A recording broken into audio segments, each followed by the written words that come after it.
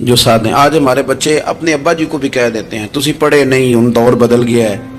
میں ایک شادی کی تقریب میں جا رہا تھا، میرے آگے آگے والد صاحب کو بیٹا سمجھا رہا ہے، کہتے ابا جی ہن نہ اتنے جا کے نہ میٹھے چولاں تے سالن پا کے نہ کھایا جی، بندہ ماڑا لگتا ہے.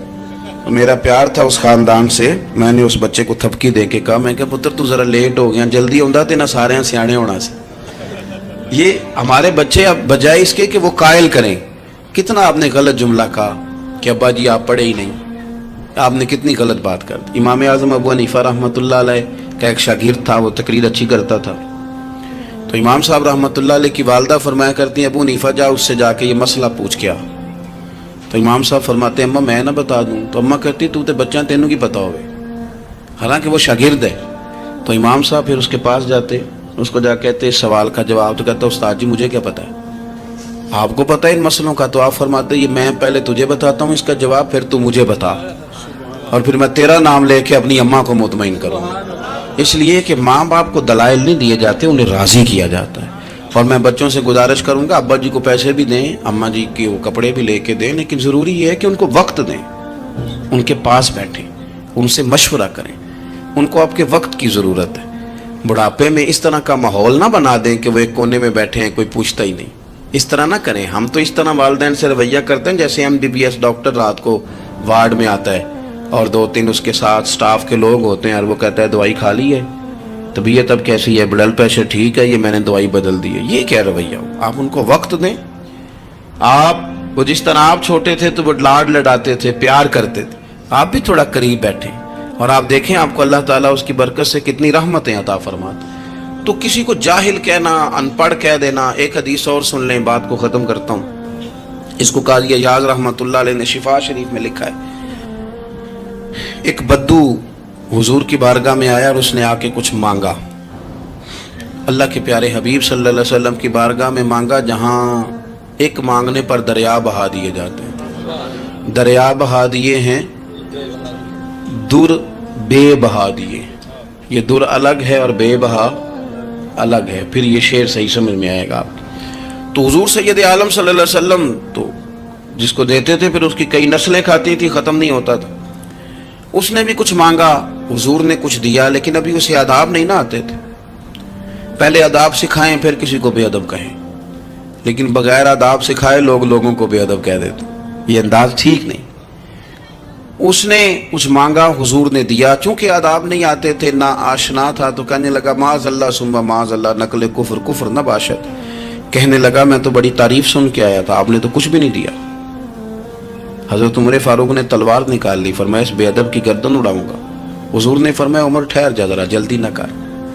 سرکار اسے گھر لے گئے. جتنا دیا تھا نا اس سے ڈبل دیا، پھر جتنا ہو گیا تھا اس سے بھی ڈبل دیا.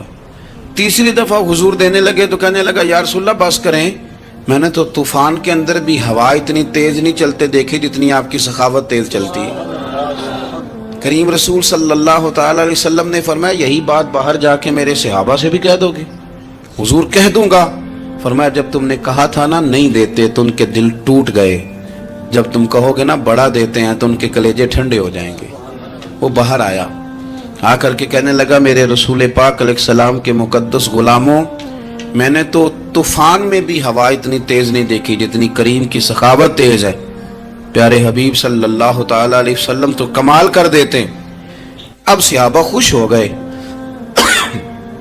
میرے نبی پاک صلی اللہ علیہ وسلم نے ہماری تربیت فرمائی کہ ہم نے کس طرح کا رویہ ایسے لوگوں کے ساتھ اختیار کرنا ہے. حضور فرمانے لگے عمر اگر تم اس سے پہلے قتل کر دیتے جو اس نے کہا تھا تو یہ دوزخ میں جاتا، اور اب جو کہہ رہا ہے اس پر مرے گا تو رب اسے جنت عطا فرمائے گا.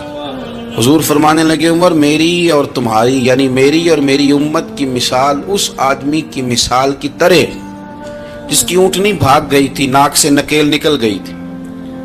بہت سارے لوگ آئے اسے پکڑنے کے لیے، ہاتھوں میں نیزے تھے، ڈنڈے تھے، تلواریں تھیں، پر وہ کسی کے قابو نہ آئی. زخمی ہو گئی پر کسی کے قابو نہ آئی. حضور فرماتے ہیں پھر اس کا اپنا مالک آ گیا. اس نے تھوڑا سا چارہ اٹھایا، میری طرف دیکھیے گا جی، چارہ اٹھایا، اونٹ اس نے اس کو تھپکی دی، بغیر کسی کی مدد کے ناک میں نکیل ڈالی.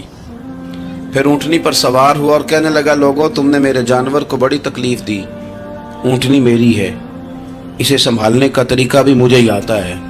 گویا حضور فرما رہے ہیں عمر یہ امت میری ہے، تو اسے کس طرح سنبھالنا ہے یہ طریقہ بھی مجھے ہی آتا ہے۔ ان کی کہاں کس بنیاد پر کس رنگ میں تربیت کرنی ہے یہ میں جانتا ہوں۔ ہمیں اگر ہماری زندگی انصاف والی ہو، ایک بات مجھے یاد آ رہی ہے حضرت سعد بن ابی وقاص کے، بہت ساری باتیں ہیں میں سمجھ نہیں پایا کہ کس بات کی طرف میرے بھائی نے اشارہ کیا ہے۔ آپ فرماتے ہیں میں ایک دفعہ قادسیہ کی جنگ کے لیے گیا تھا،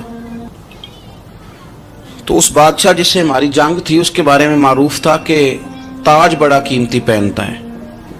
ہوتے ہیں نا جی، ہمارے ملک میں بھی کچھ بادشاہ ایسے ہیں جو 6-6 کروڑ کی گھڑی پہن لیتے ہیں، حالانکہ آپ جتنا مرضی مہنگا جوڑا پہن لے اب تعریف کوئی بھی نہیں کرتا، اب ختم ہو گیا تھا، اب سارے براء البراء، اب ہر بندے کی ڈیزائننگ بڑی شاندار ہے جس کو بھی چھیڑ لیں۔ تو وہ تاج بڑا قیمتی پہنتا تھا، ہیرے لگائے ہوئے تھے۔ حضرت سعد بن ابی وقاص رضی اللہ تعالیٰ عنہ نے لوگوں سے کہا کہ اس کے تاج کا خیال رکھنا، مل گیا تو مال غنیمت میں فائدہ ہوگا۔ جنگ ہوئی شام کو، تاج اس کا کہیں ریت میں کھو گیا، لوگوں نے کچھ دیر ڈھونڈا، بادشاہ قتل ہو گیا، ملا نہیں۔ حضرت سعد بن ابی وقاص نے کہا چھوڑو سو جاؤ، اتنا بھی ضروری نہیں۔ فرماتے ہیں کہ میں اپنے خیمے میں چلا گیا تو ایک آدمی نے اندر آنے کی اجازت مانگی، میں نے کہا آ جاؤ۔ وہ آیا تو اس نے چادر کی اوٹ میں اپنا چہرہ چھپایا ہوا تھا، اور پھر اس نے جب وہ چادر کھولی تو اندر سے اس نے وہ ہیروں کا چمکتا ہوا تاج میرے سامنے رکھا۔ کہنے لگا میں گزر رہا تھا، گھوڑے کے پیر سے کچھ چیز ٹکرائی ہے، میں نے ریت کھودی ہے تو یہ نکل آیا۔ تو آپ فرماتے ہیں میں نے اسے کہا یار تو غریب آدمی لگتا ہے، تیرے کپڑے بتاتے ہیں۔ دامان توکل کی یہ خوبی ہے کہ اس پر پیوند لگے ہوتے ہیں پر دھبے نہیں ہوتے۔ تو غریب آدمی لگتا ہے۔ اس نے کہا جی میں جب آیا تھا تو بچوں کے لیے شام کا کھانا تھا، کسی پڑوسی سے ادھار کی گزارش کر آیا، لوٹ کے جاؤں گا تو اللہ خیر کرے۔ آپ فرماتے ہیں کہ وہ رکھ کے نا غریب آدمی، اتنی دیانتداری، اتنا اخلاص، چہرہ بھی چھپایا ہو۔ جب اس نے رخ پھیرا تو میں نے اسے کہا میاں نام ہی بتا دو، باپ کا نام اور قبیلے کا نام ہی بتا دو۔